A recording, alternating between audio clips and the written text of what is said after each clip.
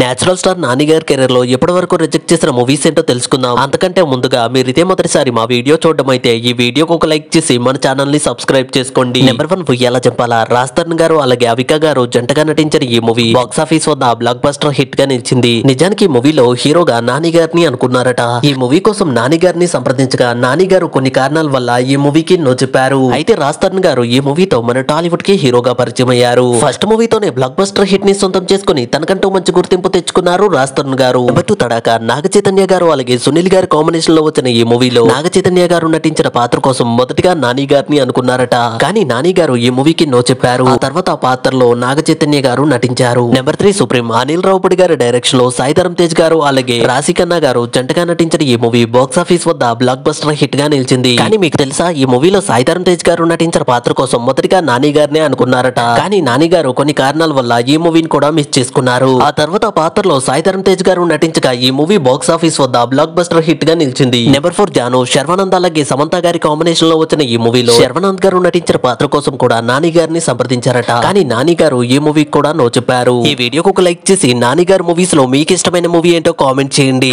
అలాగే వెళ్తూ మన ఛానల్ ని కూడా సబ్స్క్రైబ్ చేసుకోండి.